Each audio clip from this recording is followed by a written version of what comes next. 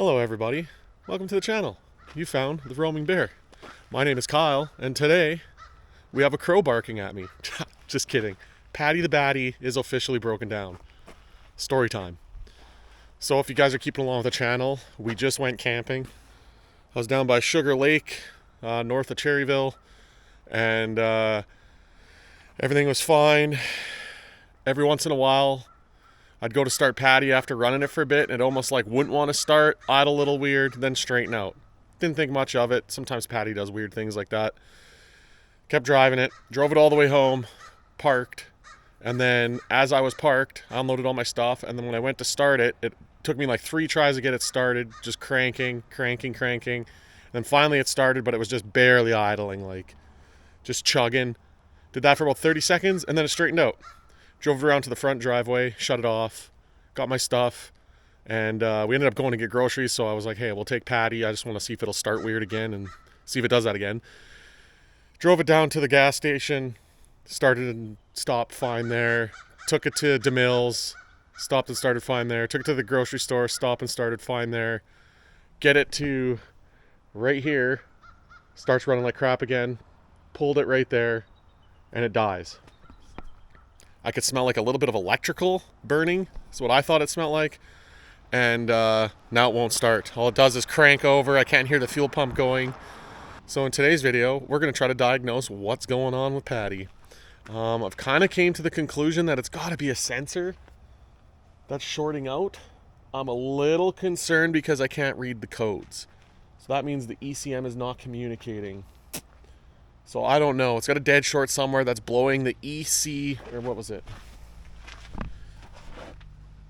ECC. It keeps blowing the ECCS2 fuse. And basically I'm reading on the internet that these things had a lot of problems with idle air control valves and frying the ECM. This has been updated since they had the cable throttle body with a idle air control valve, so this is all electronic. I unplugged the throttle body, and now the fuse isn't blowing. I still can't read the codes, but the fuse isn't blowing. So I really don't know what else to do here. I might swap out the throttle body because I have another one and see if that changes it. If not, I really got to do some digging into the wiring on this thing. There could be a short somewhere, but I don't know if there is.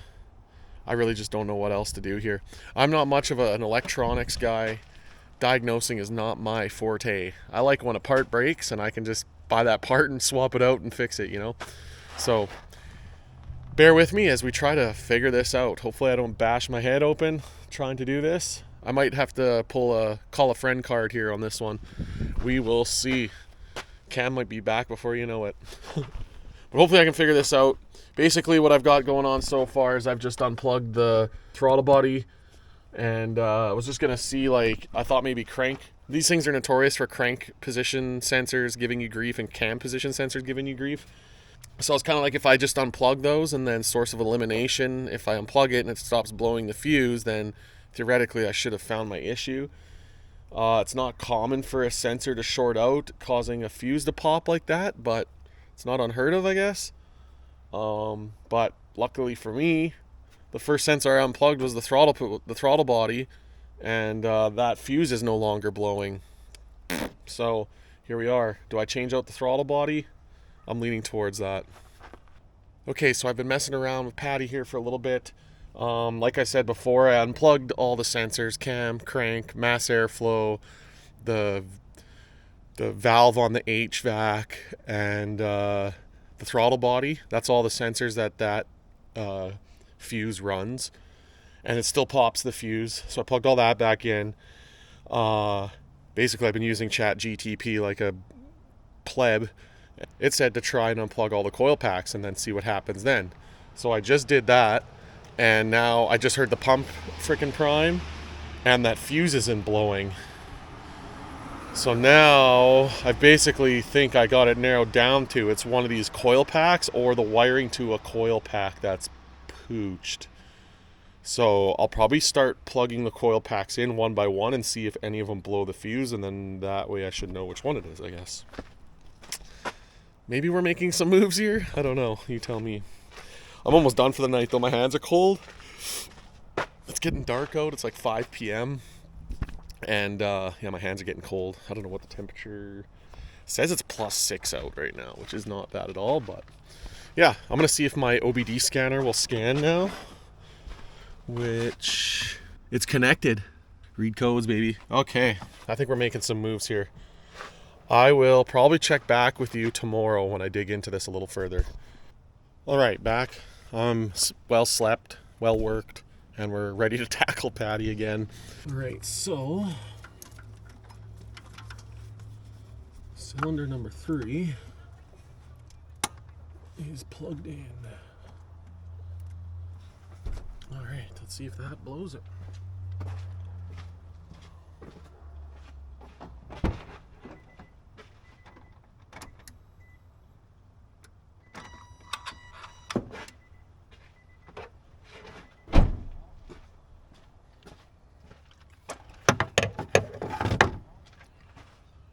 Alright, I don't think cylinder 3 did not pop the fuse because I heard the pump prime. We are good. This is number 4 that I've tested. Fuse is still good to go. That's cylinder number 2. I think that's actually cylinder 5, which is the one I'm testing right now. Of all of them, cylinder number 5. These are kind of hard to get your hand to. Okay, that one's in.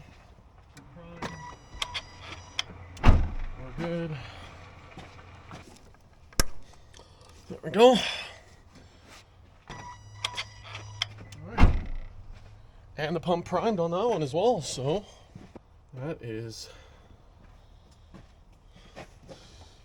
still good.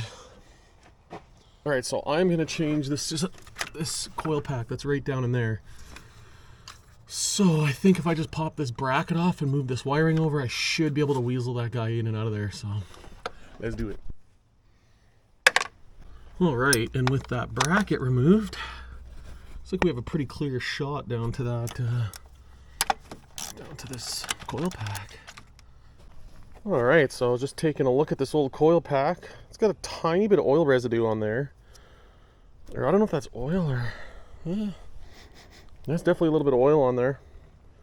So the valve covers that I just did maybe are slightly sweating a tiny bit of oil in there, or that was just already in there because there was tons of oil in the gallery, if you remember from when I took it apart. But I think I found where my electrical smell is coming from. The plastic is boiled on the side of this freaking coil pack. And this one isn't, so let's put this in there. And I think it's gonna start. All right, let's give this thing a test fire. Whew. What do we got? We got everything's out of the way. I'm just making sure I don't have anything that's gonna get bunged up. And let's see if this thing starts, or maybe it'll blow that fuse again.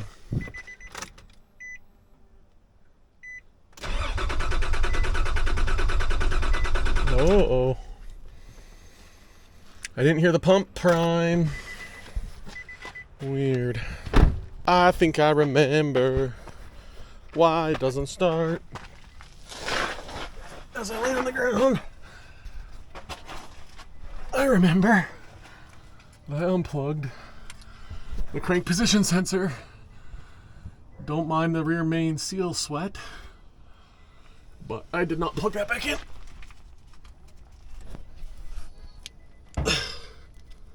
That'll do it. Oh. Oh. Hope I didn't get too dirty. Try not to get too dirty. All right, now let's see if it starts.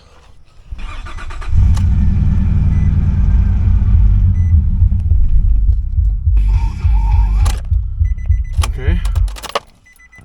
Started and died, but that could be because my mass airflow sensor and everything is unhooked. So let's get that air intake pipe back on. There we go. We're back in business, baby. You. I'm so stoked. I thought that was going to be way more of a pain in the ass than it was.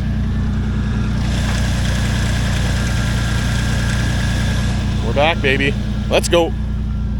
I'm gonna Just got to put the engine cover on and button a couple things up, and we are good to go. All right, we're just doing a quick scan here. Gonna see what's popping up, or if there's anything new.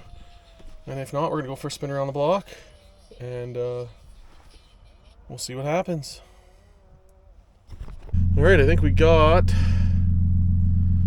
the codes clear. Might just do one more quick scan here.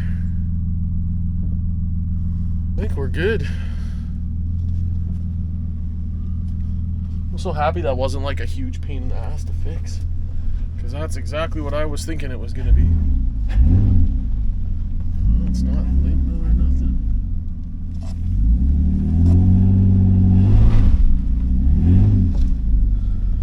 We'll see if it goes up the hill.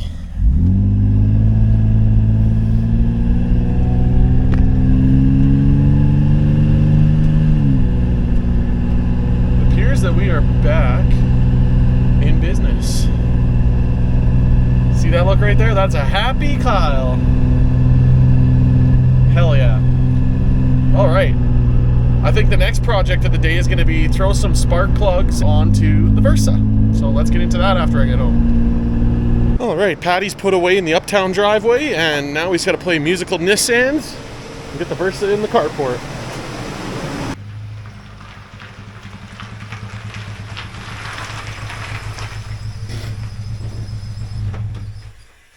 Alright, let's do the spark plugs on the Versa again.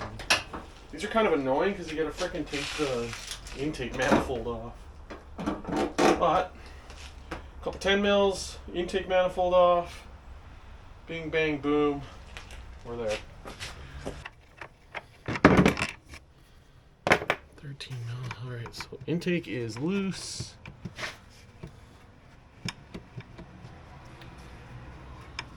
There's obviously another bolt back here somewhere.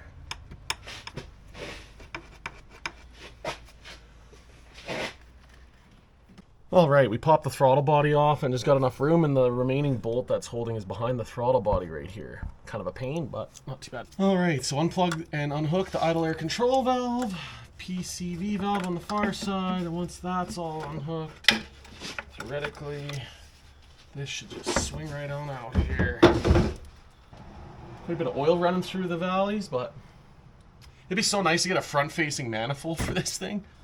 It would make working on this a lot nicer. Yeah, let's get these coil packs unhooked, and we'll get that baby swapped out for some new spark plugs.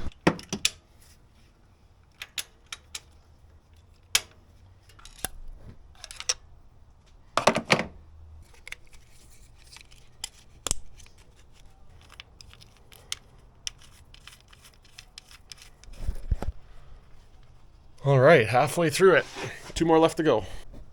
All right, all the 4 of the spark plugs have been changed, and yeah, we just gotta throw this intake manifold back on and get that all buttoned up, and then we'll go for test drive. All right, so this just drops right back in here. Easy peasy. I'm gonna tighten the ones at the back first, because it's harder to see back there.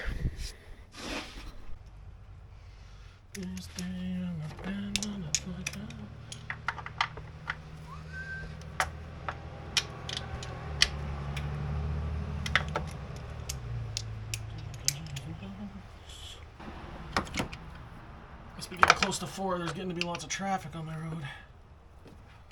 Just getting off work. Intake manifold is back in. Intake idle air control valve. We'll throw the throttle body on.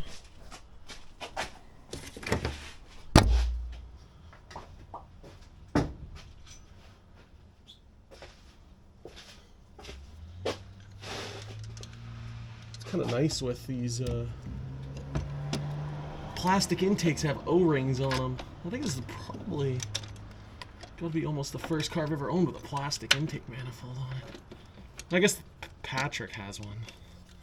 It's just nice to be able to pull it on and off. You don't have to replace gaskets like a traditional metal manifold.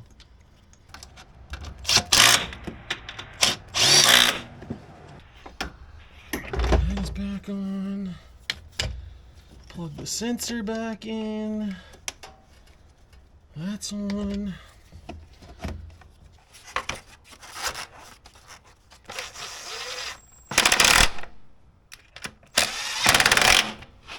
All right. Quick bolt check. We're good. Let's have to plug in the mass airflow sensor again. Bueno. I'm going to clear the codes and we're going to take it for a drive.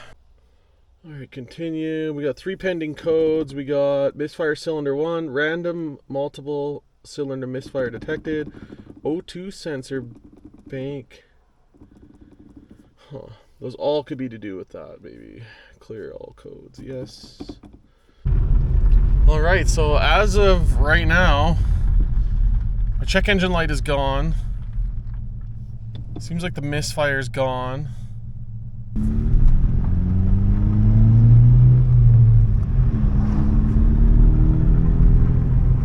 I have no idea. Check engine light's gone though.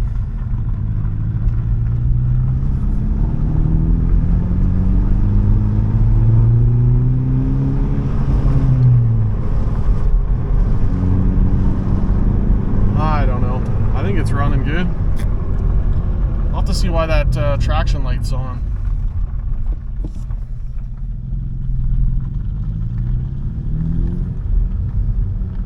Yeah. QL. I think that's going to bring this video to an end. I got everything I wanted to get done, and I don't want the video to be too long. So if you guys like what you saw, make sure you like, subscribe, comment, let me know how I'm doing, all that fun stuff. And hopefully you guys can live vicariously through my pain and sorrow of owning some old Nissans. But honestly, those were all pretty easy fixes. I was a little stressed at the start, but it turned out being pretty easy to fix and everything. So I couldn't have asked for a better outcome. And I will see you guys in the next one. On the next Tinker Thursday and the next camping trip, wherever it might be. You guys keep it cool, man. I don't know what to say. We'll see you in the next one. Peace out.